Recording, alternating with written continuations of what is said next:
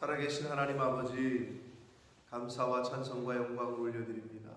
오늘도 복된 새날을 주시고 새로운 한날을 허락하시고 생명을 주시고 또 건강 주셔서 하나님의 은혜의 보좌 앞으로 저희를 불러주시고 하나님께 예배드릴 수 있도록 찬양과 기도와 말씀을 전하고 들음으로 하루를 시작하게 하시니 아버지 감사합니다. 아멘. 아버지 하나님, 오늘 이 시간 하나님 앞에 나온 한 심령들에게 하늘 문을 여시고 진리의 성령으로 임하여 주셔서 아버지 하나님의 임재를 깨닫고 하나님 아버지의 마음을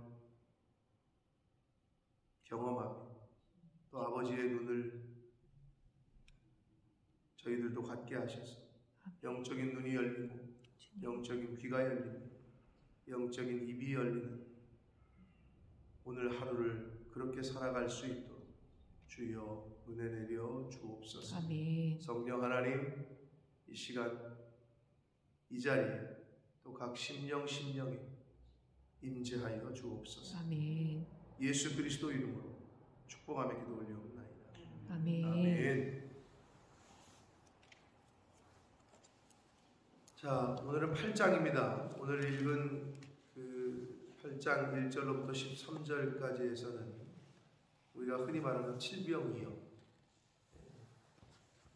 떡 7개와 물고기 2마리라고 마가복음에 기록한 흔히 말해서 칠병이어 사건이 기록이 되어 있고, 그리고 예수님께 하늘로부터 오는 표적을 구하는 바리새인들에게 이 악하고 음란한 세대에는 내가 더 이상 표적을 줄 게 없다. 오직 요나의 표적밖에는 보여줄 것이 없다라고 마태복음에는 기록이 되어 있는데 여기서는 표적을 주지 않겠다라고만 기록이 되어 있어요.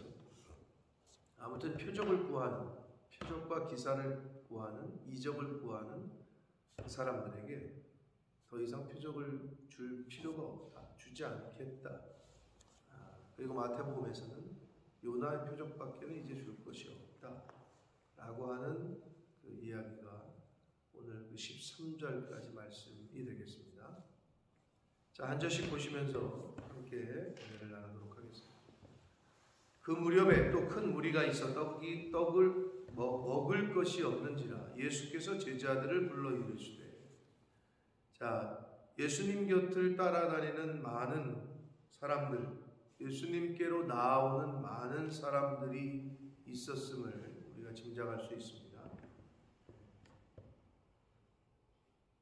큰 무리가 있어서 또 병 고치고 가르치시고 보내면 또 다른 무리가 오고, 그래서 옮기면 또 그곳에 사람들이 오고, 그랬음을 우리가 엿볼 수 있는데, 예수님 공생의 기간 동안에 정말 많은 사람들이 예수님을 쫓았다. 그런데 쫓은 이유는 어떤 예수님의 그 메시아로서의 신분을 알고 쫓았다기보다는 자신들의 필요를 해결하기 위해서, 특히 병든 거, 영적으로, 여기서 말하는 영적인 거는 정신적으로 귀신이 들렸다거나 또는 육체에 병이 있거나 정신적인 병이 있거나 아무튼 그것을 고침을 받기 위해서 예수님께 나아왔다고 하는 것이 더 정확한 표현이 되겠습니다. 실제로 그래서 많은 사람들이 온 이유는 그 병자들, 그리고 사회에 소외된 자들, 연약한 자들, 그리고 이 세상에서는 별 어떻게 희망이 없는 사람들, 그런 사람들이 용하다고 하는, 잘 고친다고 하는, 그렇게 소문이 난 예수님께 모여들기 시작했다는 거예요. 이제 물론 거기서 예수님께서 가르치시기도 했는데, 믿음이 너를 구원했다, 여러 가지를 가르치셨지만 그들은 아직 깨닫지를 못하던 그러한 상태에 있었습니다. 자, 2절 봅니다. 내가 무리를 불쌍히 여기노라. 그들이 나와 함께 있은지 이미 사흘이 지났으나 먹을 것이 없다. 그러니까 예수님께로 나온 사람들의 형편과 처지를 엿볼 수 있는 거예요. 그러니까 가난한 사람들이 주로 왔다는 거죠. 사흘이 지났는데 먹을 것이 먹는 걸 못 본 거지, 예수님께서. 그러니까 예수님께서 불쌍히 여기셨다, 이렇게 기록이 되어 있는데, 신약 성경에서 이 불쌍히 여겼다라는 이 표현은 제가 몇 번 말씀을 드렸는데, 그 원문에 보면은 이 애통하다, 불쌍히 여기다, 이게 거의 같게 번역이 될 수 있는데, 이 헬라어 단어는 스플랑크 조마이라고 하는 단어인데, 여기서 이 표현은 오장육보가 끊어지는 걸 말해요. 이렇게 뭐라 그럴까? 그런 경험이 없으니까 아직 우리는, 나보다 자식이 먼저 죽었을 때, 그때 말로 할 수 없는 이렇게 아픔, 아마 부모님이 돌아가셨을 때도 그렇겠지만 그거보다는 내 자식이 먼저 죽었을 때 느껴지는 감정, 그런 걸 뜻하는 단어예요. 여기 내장이 끊어지는 듯한, 오장육보가 끊어지는 듯한 극심한 고통을 느끼는 단어, 그거를 표현하는 단어거든요.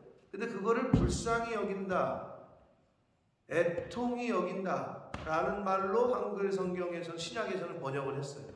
그러니까 예수님께서 얼마나 그 사람들을 보고 어떤 느낌이었는지를 엿볼 수 있는 거예요.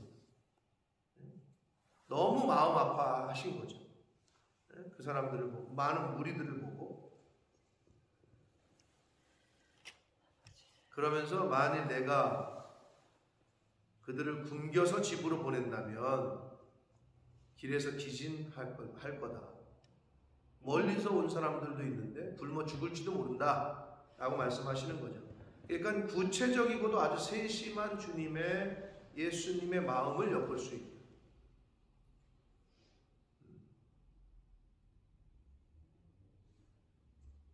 그러니까 우리가 주님의 마음을 품는다는 것은 우리가 다른 사람들을 보고 불쌍히 여기고 긍휼히 여김을 가질 때 이렇게 오장육부가 끊어질 듯한 아주 안타깝고 아픈 그런 마음을 갖는다는 건데, 그러기가 쉽지 않죠. 내 가족이 아닌 이상, 그러니까 내 가족, 내 이웃을 내 몸처럼 아끼고, 아내를 내 몸처럼 아끼고, 근데 그게 잘 안 된단 말이에요. 예수님께서 여기서 보여주신 것은 그러한 긍휼한 마음이었다. 오장육부가 끊어질 정도의 그 애끓는 마음이셨다. 자, 이런 마음을 갖고 있었던 예수님과는 달리 제자들은 영 다른 모습을 보입니다. 그래서 제자들에게 이런 말을 한 거예요. 제자들을 불러서 말씀하신 거니까 1절에. 그런데 4절, 제자들이 대답하되 이 광야 어디서 먹을 것을 얻어 이 사람들로 배부르게 할 수 있으리까? 라고 대답을 해요. 예수님의 마음은 알겠는데 어떻게 오병이어 때랑 똑같죠. 상황과 현실적, 아주 상황을 직시하고 현실을 직시해서 지금 여기 광야고, 그리고 이 많은 사람들을 어떻게 먹일 수 있냐라고 현실적인 대답을 해요. 근데 여기서 중요한 거는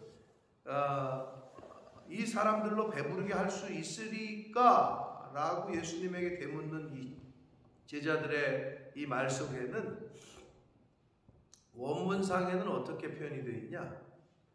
이 광야에서 이 많은 사람들을 먹일 수 있는 사람은 아무도 없다. 이런 표현이에요. 물론 그 아무도 없다라는 표현에는 예수님도 포함이 되는 거죠. 그러니까 이 제자들 입장에서는 우리가 볼 때는 아니 오병이어 경험했잖아. 근데 왜 이러지? 라는 생각을 하잖아요. 근데 이제 제가 어제인가요? 그제도 말씀드렸지만 우리도 하나님의 은혜를 경험하잖아. 야 정말 하나님의 은혜다. 그랬어. 근데 그 다음날 어려움이 오거나 또 어떤 상황이 주어지면 내가 경험했던 그 은혜를 경험했던 하나님은 온데간데 없어. 언제 그랬냐는 듯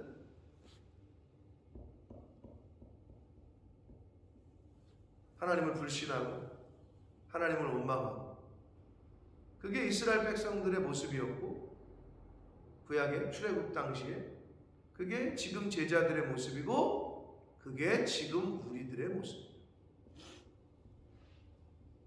하나님이 나에게, 내 가정에, 내 일에, 내 자녀들에게 베푸신 은혜와 기적이 분명히 있음에도 불구하고 그거는 잘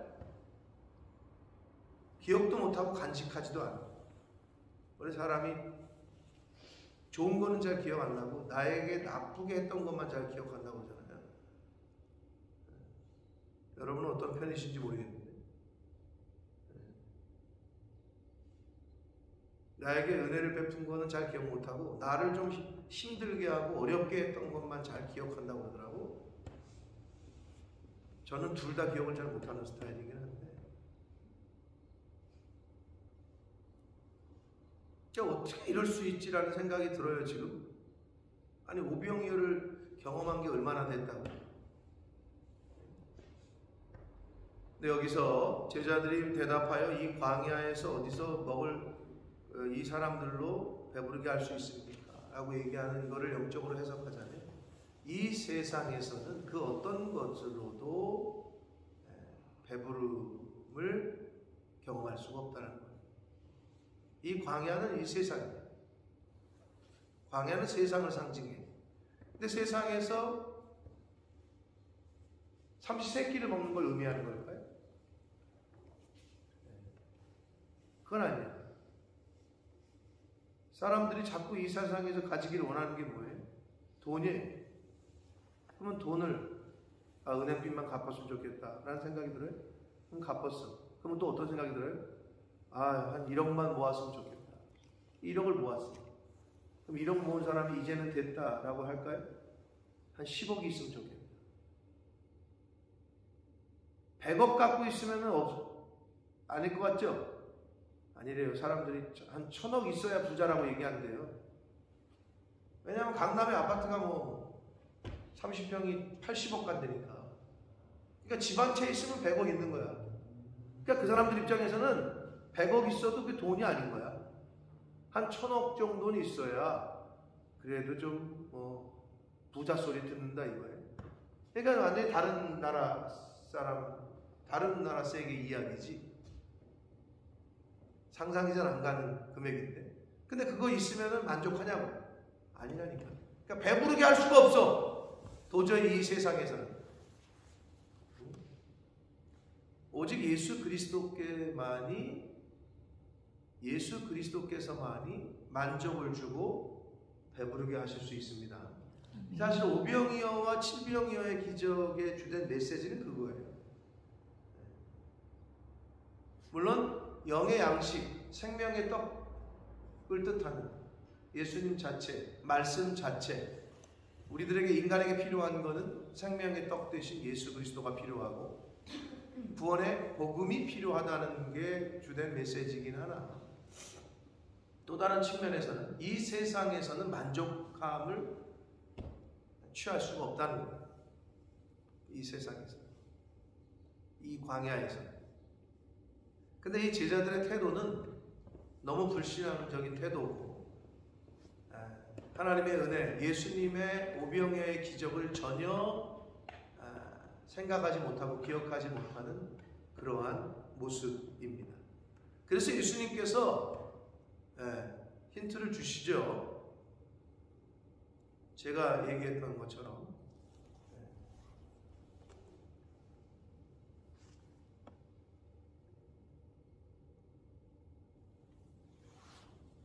제가 유지현 집사님에게 그저께 물어본 것 같은데, 지난주에 설교 제목이 뭔지 기억하세요? 뭐예요? 그렇죠. 혹시 그 지난주에는 뭔지 기억나세요? 뭐예요? 그 준비를 해본 것처럼, 짜고 치는 것처럼 대답을 잘하시네. 지금 우리 서로 말 맞춘 게 아닌데 아주 네. 그것처럼 예수님께서 제자들에게 아주 힌트를 주셔요. 예수님께서 물으시되 너희에게 떡 몇 개가 있느냐라고 물으셔요. 꼭 오병이었다고 똑같이 물으셔요. 질문을. 너희에게 떡 몇 개가 있느냐라고 물으셔요. 오병이어 사건을 떠올리게 하죠. 충분히. 근데 나오진 않아요. 근데 제자들이 그 얘기를 딱 들었을 때, 그래, 그때 한 2만여 명, 남자만 5,000명 먹이고 예수님께서 물고기 2마리와 떡 5개로 그렇게 하셨었지, 이거를 기억해냈는지는 모르겠어요. 성경 본문에는 전혀 그런 힌트를 주고 있지 않은데, 몇 개가 있느냐 그랬더니 7개입니다. 7이로소이다 라고 대답을 해요. 그러자 예수께서 무리를 명하여 땅에 앉게 하시고 떡 7개를 가지사 축사하시고 떼어 제자들에게 주어 나누어 주게 하시니 제자들이 무리에게 나눠줬다. 자, 여기서 축사하셨다라는 이 표현도 오병이어 때와 똑같습니다. 킹 제임스 버전에서는 gave thanks라고 되어 있는데, 그러니까 감사 기도를 올렸어요. 감사 기도를 올리셨다. 그러니까 감사한 거지. 떡 7개가 있으므로. 그리고 또 뭐가 감사해? 이걸로 이 많은 사람들을 먹이게 하시는 것에 대한 은혜와 기적을 베풀어 주시는 것에 대한 감사인데, 이 감사가 어느 타이밍에 있냐는 거지. 우리는 일반적으로 감사가 어느 때 감사해요? 받고 나서. 받고 나서 감사하지, 받기 전에 감사하다는 건 안 하죠. 그러니까 이렇게 기도하는 거지. 하나님께서 우리 가정에, 내 자녀들에게 이렇게 해 주실 줄 믿고 감사합니다. 요게 이런 거지 지금. 하나님, 이 많은 사람들에게 떡을 주시옵소서. 이 떡을 다 먹게 기적을 베풀어 주시옵소서. 그러면 감사하겠습니다가 아니고, 그냥 하나님께 감사의 기도를 올리는 거예요. 요게 이제 우리 신앙에 좀 바꾸려면 바꿔야 되는 패턴이죠. 언제 감사해? 받고 나서가 아니고 받기 전에. 믿고 감사합니다. 믿고 감사합니다. 이게 큰 차이가 있습니다. 그렇게 축사를 하셨다. 감사 기도를 하셨어요. 또 작은 생선 두어 마리가 있는지라 이에 축복하시고 명하사 이것도 나누어 주게 하셨다. 앞에는 축사, 여기는 뒤에는 축복이라고 한글로 번역은 했지만 원문상에는 좀 달라요. 앞에는 감사기도고 뒤에는 찬양과 감사기도야. 그러니까 하나님께서 기적을 베풀어 주심을 믿고 감사를 드렸고, 생선을 가지고는 어떻게 했냐면 감사뿐만 아니라 너무 흥얼거리는 거지. 찬양을 하신 거야. 너무 감사해서. 찬양과 감사를 동시에 한 거예요. 이 축복이. 그런 단어야. 근데 한글 성경에서는 그냥 축복하셨다라고만 번역을 했는데, 찬양과 감사를 동시에 올리셨다. 그리고 나눠주라고 명하셨어요. 그러자 8절, 배불리 먹고 남은 조각 7광주를 거두었으며, 9절, 사람은 약 4,000명이었다. 그러니까 여기서 4,000명은 남자만 4,000명이니까 오병이어 때는 5,000명이었고 여기서는 남자가 4,000명이었다. 그러면 이제 와이프하고 애들 따지면은 대충 한 2만여 명가량 되겠죠. 어라운드. 그리고 나서 배불리 먹고 남은 조각 7광주리를 거두었다.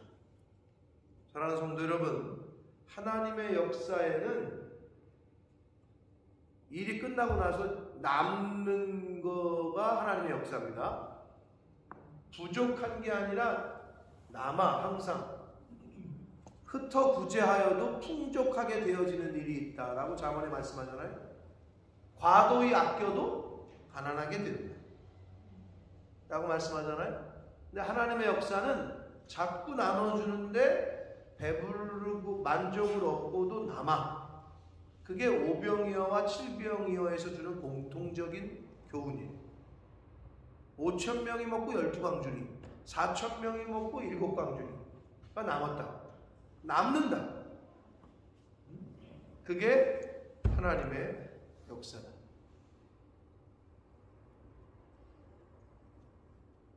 자, 그렇게 하시고 그들을 흩어서 보내셨다. 그리고 곧 제자들과 함께 배에 오르시고 달마누다, 마태복음에는 마가단이라고 되어 있습니다. 지방으로 다시 자리를 옮기셔요. 그러니까 한 곳에서 이런 기적을 일으키면 어떻게 돼요? 뭐 거기서는 완전히 인기를 그냥 뭐 최고지. 그런데 또 다시 새로운 곳으로 가시. 일반적으로 우리는 어때? 나 좋다 그러면 거기에 세틀 다운하지. 그치? 그러면 이제 안정이 되잖아요. 더 이상 떠돌지 않아도 돼. 교회로 따지면 뭐냐면 이제 막 구을 했어. 누구 또 딴 데 가는 거야. 또 그냥 또 새로운 곳에서 또 똑같이. 어찌 보면 우리 교회랑도 비슷하지. 우리는 우리가 떠나는 게 아니라 학생들이 계속 오고 갔으니까. 새로운 애들이 계속 오니까. 어떤 의미에서 비슷한데 예수님께서도 그렇게 하셨다. 자, 오병이어 칠병이어 이 사건 속에서 주시는 그 교훈, 예수님께서만이 만족함을 주실 수 있다. 예수님께서만이 그 수많은 사람들의 허기진 것을 해결하셨다. 육적 영적으로 우리가 다 해석을 할 수 있고 접근을 해야 된다라고 말씀을 드렸습니다.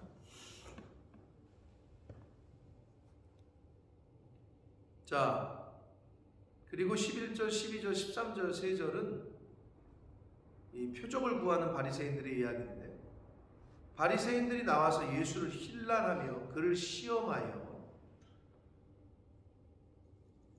그러니까 힐난하다는 거는 논쟁을 벌이는 거예요. 예수님에게 이제 아귀하고 논쟁을 벌이는 건데, 이제 그러면서 시험에서 말하기를 하늘로부터 오는 표적을 구했어요. 근데 여기서 하늘로부터 오는 표적이라는 거는 이 바리새인들은 그 구약의 모세 때 있었던 만나가 하늘에서 떨어진다든지 불이 임한다든지 이런 것들을 이제 그런 표적을 구한 거예요. 그러자 예수님께서 마음속으로 깊이 탄식하시며, 이것도 아주 굉장히 애끓는 아주 안타까워하시는 걸 말해요. 안타까워하시며 이르시되 어찌하여 이 세대가 표적을 구하느냐. 내가 진실로 너희에게 이르노니 이 세대에 표적을 주지 않을 것이다. 다른 성경에서는, 마태복음에서는 악하고 음란한 세대라고 했는데 여기서는 이 세대라고만 했는데, 아무튼 이 악하고 음란한 세대에는 표적을 주지 않을 것이다. 그리고 마태복음 16장 4절에서는 요나의 표적밖에는 보여줄 표적이 없다 라고 말씀을 하셨어요. 그리고 그들을 떠나 다시 배에 올라 건너편으로 가셨다. 오늘날에도 사실 표적을 구하는 사람들이 많이 있죠. 약간 늘 말씀드리지만 기독교는 신비가 있습니다. 그런데 신비주의는 아니다. 신비한 일이 벌어집니다. 성경에도 신비로운 일이 많이 있죠. 즉 미라클, 기적이 일어나죠. 그런데 그것만을 쫓는 신비주의는 위험하다. 그건 성경적이지 않아요. 근데 그걸 원하는 사람도 있어요. 그래서 어떻게 7, 80년도, 90년도에 진짜 한국교회는 산기도, 기도원이 얼마나 한마디로 부흥했는지 몰라요. 그러다 보니까 안 좋은 일도 많이 벌어졌죠. 어디 가면 난다. 의사가 못 고치는 것도 어디 가면 고친다. 해가지고 가서 애를 막 사람을 두들겨 패가지고 축사한다고. 귀신 쫓아낸다고. 그래서 막 사람도 죽이고 병신 만들어 놓고, 그래서 추적 24신인지 무슨 추적 뭐해가 나오기도 했잖아요. 무슨 기도원이라고. 그런 일이 많이 벌어졌어. 근데 그런데 싫지 않은 사람들이 있어요. 심지어 그게 사실이 아니길 바라는데, 한국에 대통령 선거가 있었는데 대통령 후보 중에 한 명이었던 사람이 그 무속 이런데 아주 심취했다. 그게 사실이 아니길 바라는데, 그렇다면 참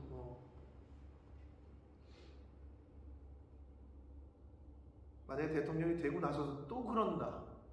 그건 정말 나라를 거기에다가 맡기게 되는 건데, 그런 사람들이 있단 말이에요, 오늘날에. 그러니까 바리새인들이 그런 표적을 자꾸 기적을 요구를 하자 예수님께서 이 악하고 음란한 세대에는 표적을 줄 필요가 없다. 요나의 표적밖에는 보여줄 표현이 없다. 그럼 그 요나의 표적이 뭐냐는 거죠. 그게 바로 요나가 물고기 뱃속에서 3일 동안 있다가 다시 토해냄을 당해서 했던 선지자잖아요.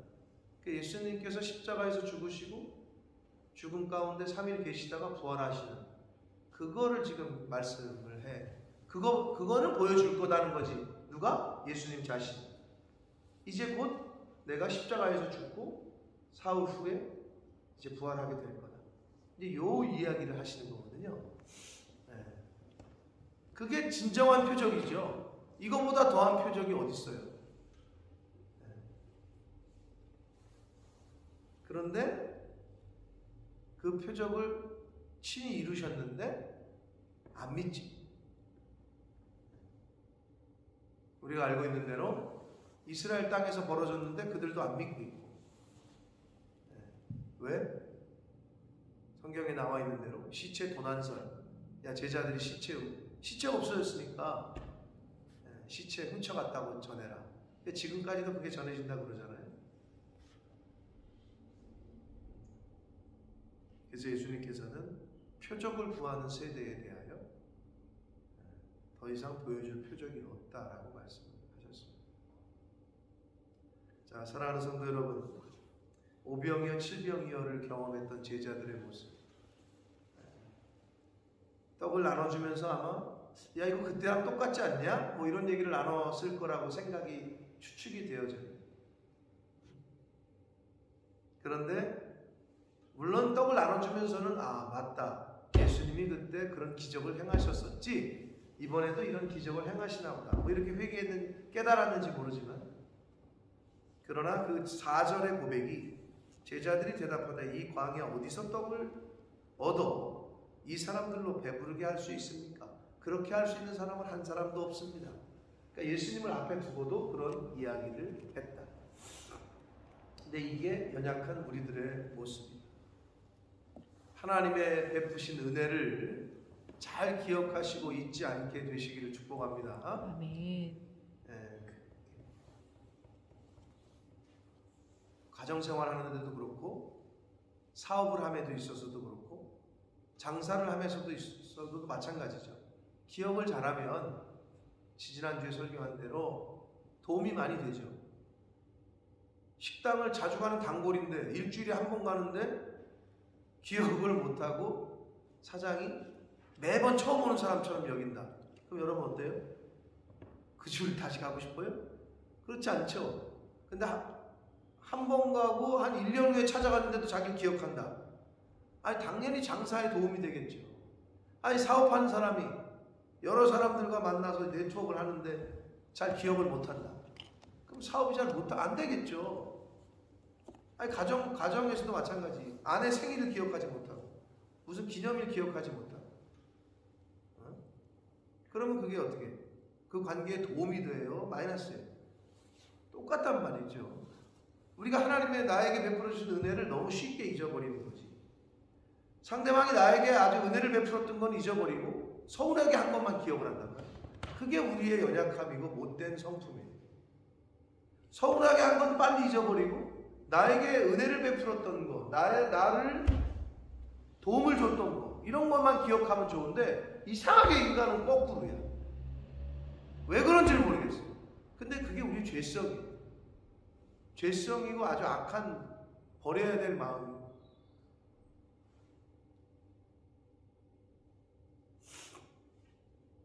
그동안에 잘한 거는 하나도 기억 못해. 한 번 서운하게 하면. 9을 잘하고 하나를 잘못하게 하면 그 하나 때문에 9이 그냥 다 그냥 없어져 버려.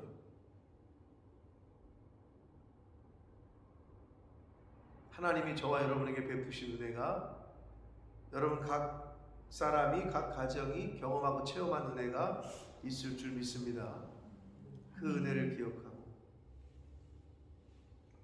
비슷한 일이 또 오잖아요. 인생을 살다 보면 비슷한 어려움이 또 와요.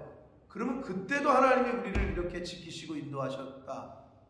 이번에도 그러실 거다 라고 믿고 믿음으로 대응을 해야 되는데 이 제자들이 딱 그 모습이야. 오병이어를 경험했는데 여기서 또 이런 소리를 하고 있는 거지. 그게 우리라는 거죠. 이제는 이러지 말자. 이제는 그때 하나님이 예수님께서 이렇게 역사하셨는데 이게 뭐가 문제냐? 예수님 명령만 하십시오. 말씀만 하십시오. 이렇게 나왔어야 되잖아, 제자들이. 우리들은 어떠냐? 이제는 동일한 시험과 동일한 똑같은 어려움에 또 넘어지고 또 넘어지는 자가 아니라 이제는 똑같은 시험에 이제는 똑같이 넘어지는 자가 아니라 그거를 믿음으로 이겨내고 이미 경험했으니까 승리하는 저와 여러분 되시기를 축복합니다. 아멘. 그리고 예수님께서 말씀하셨던 요나의 표정, 즉 예수님의 십자가의 고난과 죽음과 부활, 우리가 최종적으로 믿는 표적은 기적은 바로 그거다. 십자가가 바로 기적의 최종이다.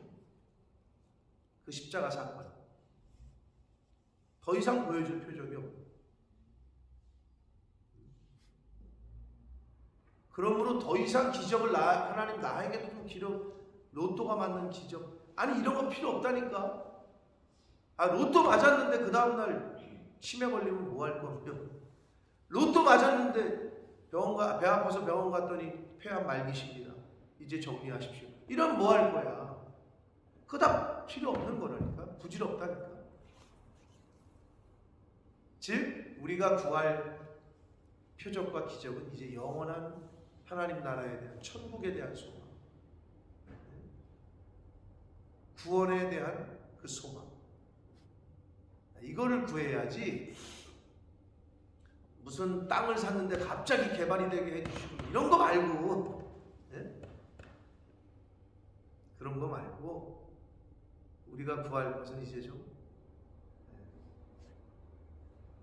다른 거를 구하고 우리가 바라봐야 될 것은 이제는 이 땅이 아니라 위의 것을 바라볼 수 있는 그런 저와 여러분의 이 땅에서의 삶이 되어야 할 줄 믿습니다. 아멘. 그러므로 오늘 이 칠병이여 그리고 요나의 표적 밖에 이제 보여줄 표적이 없다라고 하신 예수님의 말씀을 여러분 가슴에 잘 새기시고 오늘 하루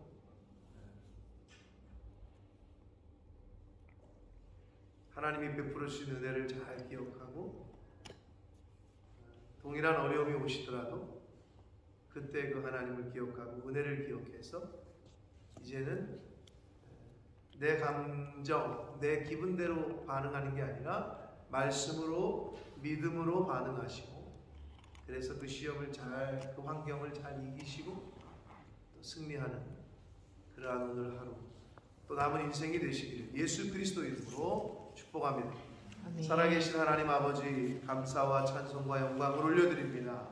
아버지 감사합니다. 새날 주시고 생명 주시고 건강 주시고 저희들을 하나님의 은혜의 보좌 앞으로 옮겨주셔서 하나님의 집에서, 아버지의 집에서 이렇게 예배드릴 수 있도록 찬송드리며 기도드리며 말씀을 전하고 들을 수 있는 은혜를 주시니 감사합니다. 아멘. 아버지 하나님, 오병이어를 경험했던 제자들이 동일한 실수, 동일한 것을 반복합니다. 그러나 그들에게 다시 칠병이어의 기적을 또 경험케 하셨습니다. 그 예수님의 은혜, 예수님의 긍휼하심, 이 세상이 줄 수 없는 만족을 오직 예수 그리스도께서만이 주실 수 있다라는 것을 저희들 바로 깨닫게 하셔서 이 세상 것들로 인하여 만족을 취하려는 자가 아니라 예수님으로만, 하나님으로만 만족할 수 있는 하박국 선지자의 고백이 저희들의 고백되도록 주님 한 분만으로 만족하는 저희들 모두가 되도록 주여 은혜 내려 주옵소서. 아멘. 아버지, 예수님께서 이 땅에 오셔서 마지막으로 기적을 베풀어 주신, 표적을 보여주신 십자가의 그 표적, 십자가를 통한 그 부활, 죽음과 부활, 이것이 바로 오늘날 저희들에게 주신 마지막 표적인 줄 믿습니다. 그 십자가의 의미를 바로 깨닫고 그 십자가를 통한 그 구원의 도를 바로 알고 바로 전하는 저희들 모두가 되게 하여 주옵소서. 아멘. 예수 그리스도 이름으로 축복하며 기도 올리옵나이다. 아멘. 하늘에 계신